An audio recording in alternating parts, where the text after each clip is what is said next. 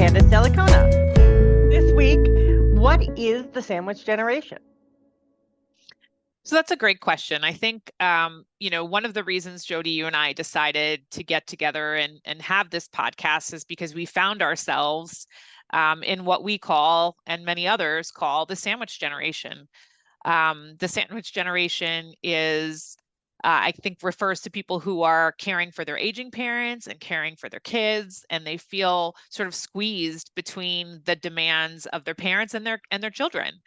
Hence our So podcast cover, right? We're exactly. stuck in that sandwich, balancing all of the things. And I was actually doing a little bit of research on this too. It was that this was coined in like the 1980s. Um, and so, we were what, in kindergarten, first grade back then. Maybe a little older for me, but yeah, exactly.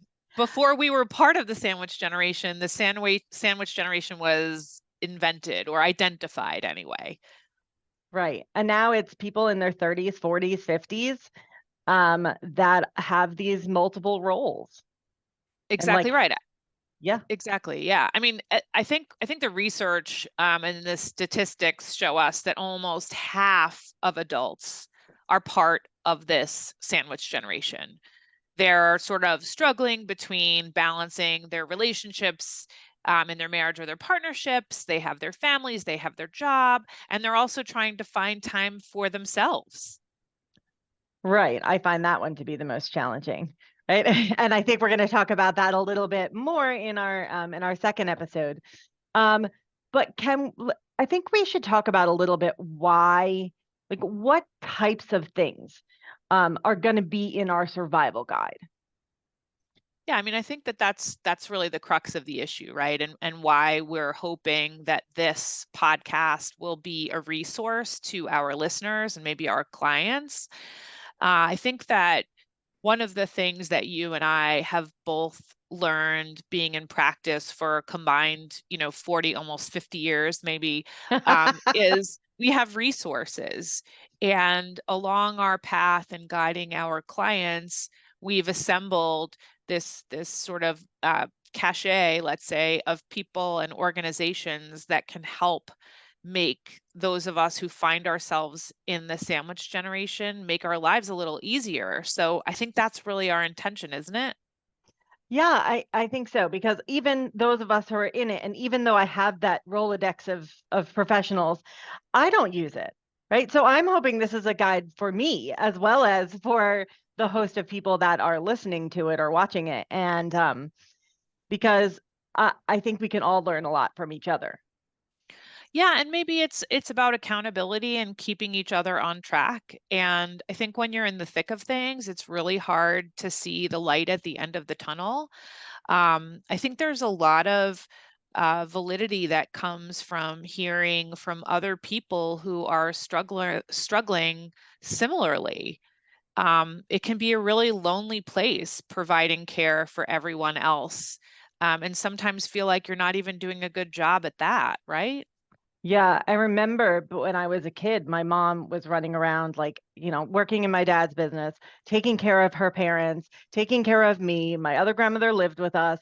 And as I'm sitting here and you're saying those words, I'm like, oh my gosh, that is exactly it, right? And that was in the 1980s or then, yeah, by the mid 1990s, I was out of there. Um, but I saw that and that she took absolutely no time for herself. And that's that we've got what, yeah, you said 50% of adults in their 40s and 50s are living like that, right? Are doing that. And there has to be a better balance. I mean, that's really what the struggle is, right? I mean, I think that you hit the nail on the head that because of life expectancy, um, our parents are living longer than their parents did and then their grandparents did. And because of that, the amount of time you're spending in the in between has increased. So that means the Yay. struggles of the sandwich generation are increasing exponentially. Most of us suffer from burnout. Many of us suffer from depression and isolation and guilt, right? So I think that by creating a community here of people like us, in every facet of their lives can really be a resource to each other, whether it's just venting or coming up with solutions for whatever the topic of the week happens to be. Yeah, sometimes I'll probably just surprise you with a question because I need a solution, Candace. And I feel like you've got it all together.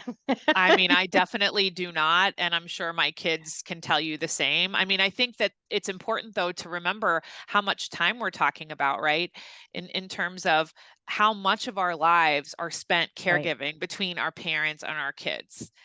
So if we have resources to make bill paying easier, and we have resources to do all of our online banking and our shopping, let's figure out our resources to make our caregiving easier, especially when the studies are saying that on average, Jodi, you and I are spending 24 hours a week on average providing care to people other than ourselves. I mean, that's That actually mind-boggling. qualifies as a full-time job.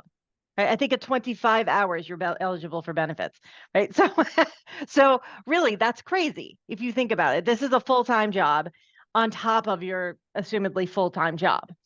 Um, Right. and I mean, that's an average. That doesn't count to me, that doesn't, you know, count those people that have 3, 4, 5 kids or four parents that they're taking care of or multi generations because given life expectancy there's definitely cases where you have cases lives families where you have an 80-year-old, a 60-year-old, a 40-year-old, a 20-year-old, and even maybe a baby, though if my kids give me babies at 20 we're going to have a much larger discussion. That could But be another topic. right.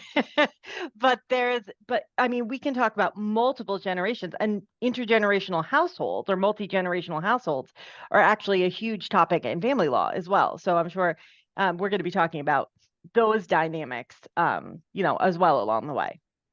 Yeah, I mean, I think, you bring up the fact that there are multiple generations, and this is if everyone is healthy. You throw in some kind of diagnosis related to memory impairment or a child who is neurodiverse. And I would imagine that the amount of hours will just grow exponentially. And that's why it's not one size fits all. For sure. For sure. You have to be creative. And that's one of the things I tell people in my family law practice is that don't don't come up with a formula and like try to fit your life into it. Let's talk about your life and then let's see what actually works. So we haven't actually told anybody what we do, Candace. So I've been practicing family law for about 21 years, just about approximately 21 years, not that I'm counting the months. And in there, I've done some civil rights litigation and some personal injury and some property stuff. So I like to, I'm going to say, have a breadth of knowledge with regard to the issues because to me, family law encompasses everything, right? It really is one of the areas of law that gets like um, pushed aside, but we actually have to deal with a whole lot of complicated issues. And I've been doing that in New York and New Jersey, and I have my master's in developmental psychology as well. And so, but the one thing I don't know anything about is trust and estates, estate planning, and all of that stuff that you're phenomenal at. So, can we talk a little bit about what you do on a daily basis? Well, thanks. I mean, first of all, you absolutely do. I think you're underselling your own knowledge, but so similar to family law, I think trust and estates does encompass the issue of family, right? It's how do we plan for the unexpected, an illness, a disability, some kind of bump in the road of life, Right. and death, which is certain for everyone. And so, from an estate planning perspective, I often help generations within the same family, the parents, the adult children, and then their children, of course. There are so many issues that bleed into my area of practice. And I do find myself not only providing legal advice, but really becoming sort of a contact, a go-to person in a family. I think that A when you resource. Yeah, and I think Yeah, that when you get to know a family and you do their planning, you learn about their fears and their goals and their family structures and the addictions and the divorces and the bad marriages and all the things that go along to it, along with it, which really does sort of dovetail with your practice, Jodi. And I think that's really what we sort of found in common with each other, right? Where we have for very sure. different looking families, but at the end of the day, we have similar issues in dealing with those families. Right. Well, we both have 3 kids, so we've got that in common, That's and that's true. about where it ends, right? Exactly right. I'm in a gender diverse, neurodiverse family. That's a blended family, a poly family. So, so I've got a lot of moving parts in that situation. And I mean, I look at your life and I'm like, oh, you've got a cisgender, heteronormative, like, 2.3 kids, but 3 kids. I don't know if you have a dog and a cat, but I imagine that when I picture your house, a dog and a cat and a white picket fence. Like that, you're like, no, Jodi, that's not what my life looks like. I mean, maybe from the outside it does. And I think that that's, one of the things that we're going to talk about, that it's okay to ask for help. And just because everything looks perfect on the outside does not mean that it is perfect on the inside. And yes, I think my Heck family yes. does look pretty typical and normative, as you say. But we, like every family, have issues and struggles, and I need help and I need advice, just like many of my clients and my friends and my colleagues do. So I'm really happy that we're taking this opportunity and providing a platform for people that look like us and don't look like us. Yeah, At the end of the day, I think one of the things I would love to be able to impart upon our listeners are our tips for survival and what that's going to look like. right. Because I it mean, is and thriving, right? So I want to say we are the survival guide, but we want to not just survive this life, right? We want to thrive and we want to live, and we want to live well. And so we've got this punchy survival guide type thing because that's how we think. But really, like societally, we actually think in terms of survival, which is really a systemic narrative that we have to work on. Candace, we're it's going to change the world. unfortunate. Yeah, it's unfortunate. You're right, because we want to do more than survive. We want our kids to feel that they have the tools that they need to go out into the world and make sure that they're loved and supported in whatever endeavor they have, to whatever degree they need, spiritually, emotionally, intellectually, and likewise for our parents as we sort of Right, usher them through the next phase in their life, to the extent that as adult children we can do that, right? right. So I think it's not just about survival. we're at like the top of the peak. I hate to say that, but like it's I was reading this article and it was like, okay, you're growing your children, right? And then your elderly parents are, on the other side of that hill, literally over the hill, right? And the sandwich generation sort of is smack on top of the hill. And we're like, okay, come up here and pull up, like we're pulling everybody up and down and balancing it all. Um, so, what do we have some really quick tips for survival that we want to start this off with? Yeah, I mean, I think one of the things that will be a recurring theme for us in our podcast is just constantly reaffirming for our listeners that you cannot do it all. You simply Right. can't do it all. And you're going to have good days and you're going to have bad days. You're going to have successful days and days that are literal abysmal failures. And you'll just want to go to bed and start all over. So I think that that's number one, that we need to be kind to each other and we need to be kind to ourselves, because you can't do everything. Right. Like And handling it and with with that, grace and yeah, and forgiveness to yourself. Someday we're gonna have to crawl into bed and stay there, and not just on Mother's Day, right? But it's okay to give ourselves that space, that time to heal, that time to feel. agreed. And I think, in doing that, it means that you're going to have to rely on other people and you're going to have to put other people to work, because you can't do it all. And what that looks like may be different for all of our listeners, right? Right. Right. It may be your spouse or your partner. It may be your child who, has agency and can make his or her own lunch. Right. Um, right? It Yes. can My 9-year-old's do, and it's amazing. Lunches are the worst. We were Uh, so happy to be done with those in my house. I'm like, how many carbs can you put in a bento box at one time? Shout out to the parents who are still making lunches. I will tell you, I just commented the other day that we started the year with like bento boxes and cookie cutters and cutting the little sandwiches into, and it was ridiculous. And now brown paper bags and the kids make their own lunch. And Couple of it's carrot like sticks and you're done. Call it a a couple day. of carrot sticks and the pita with some peanut butter and some grapes, and we're calling it a day.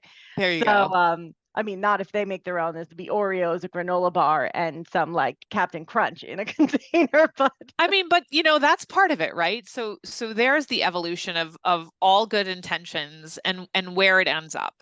And I think changing your expectations and removing perfect from the narrative right, and really, just doing the best you can every day is really where we want to go with this. And that's, I think, why it's important to delegate and rely on other people. And that could be assigning tasks to other people, whether it's your 9-year-old making Mhm. their own lunch, or it's, your brother who lives in a different city who can't necessarily pick up grandpa from his doctor's appointment, but maybe he can make the appointment remotely, right? Right, or be in charge of paying the bills or something of that sort. Absolutely. The other Exactly. thing that comes along with delegation, though, Candace, is one I have a really hard time with. So no one else is going to do it the exact same way that you do it, right? But that's Control. okay, right? Yeah. It still gets done, and it's okay that the peanut butter and jelly sandwich may be cut crosswise instead of in half. But it still has the same nutritional value and it still gets eaten. So yeah, control. I grew up with Yeah. a dad who wanted to do all of the things. Like he'd be like, "Oh, well, let's do this together," but then he would do it himself. He's still like that, you know. And that's okay. I give it to him now. But it's so I have a tendency to do that. I'm like, "Well, I'll just do it. It's just easier." Right? But that's what we can't do. We have to put everyone to work, like you're saying. We have to share that because otherwise, I think my favorite visual is like I feel like a starfish, like I'm just being pulled, like a starfish being pulled, like something out of Finding Nemo, I think. Like, Yeah. right? And it just we can't do that all. Well, we can, but we won't last, right? Right. So, the other thing I really hope that our listeners find helpful is we're going to do some research for you. We're going to come up with professionals and organizations that will provide you with some of the relief so that you don't have to do it all. Yeah, I was on a call with a client recently who came to see her mother here in New York City. She lives in Washington State, so you couldn't get much further in the country Yeah. from being Seattle to New York City. And she noticed some deficits with her mom on the phone and came to see sort of what the story is and really put her own eyes on the situation. And she said to me, "How do I know what type of care my mom needs? She's telling me she doesn't need care, Hmm. but what I'm seeing is something different." Right. And one of the things I suggested to her was a geriatric care manager. She didn't even know that that was a thing. And I Well, bet I didn't many know of that our that was a thing. listeners, well, there you go. And so, I think, Jodi, it's going to be our job and our goal to give a little insight to our listeners about those options for people and how to find those people and know that they even exist and what Right. function they serve, right? To make your life easier. Huh. That's so interesting. Okay. Yeah. Um, so what else could we give as our initial tips? Hmm. Well, I think that particularly for the sandwich generation, you just used a great metaphor, right? The starfish and being stretched all over the place. So, what works for your family? What about your living situation? If a parent lives an hour, hour and a half away, should they continue to live an hour and a half away? Should you consider what your living situation is? I think that, you know, our older generations were much more used to sort of living in close proximity, right? Here in New York City, we have Right. multiple family dwelling units. It was very common to have grandparents on one level, adult kids on the next, and the kids who were about to leave the nest on the bottom level. Not so much anymore. Maybe we'll talk about exploring the various options, whether it's do you cohabitate like your family when you're in a polycule and you're sort of dividing and conquering those responsibilities? right? Do you have to be in the same house? Do you have to be in the same town? How does it work? Certainly, yeah. I mean, certainly it's like if you're gonna, I think it's one of those things where if you're gonna share responsibilities, you have to be able to find your strengths, right? And you have to be able to utilize those strengths. So, um, it's really sort of akin to the practicalities of living. If you're not going to drive a car, you have to be near a train station, right? So if you're not good at finances, somebody in your family has to be, or else you have to outsource that.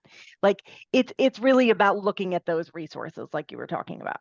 I think you're right. And I think those resources are going to look different for every person. I think one of the Right. things that you and I have talked about as being sensitive to is that we come from a place of privilege just by virtue of our level of education and our jobs.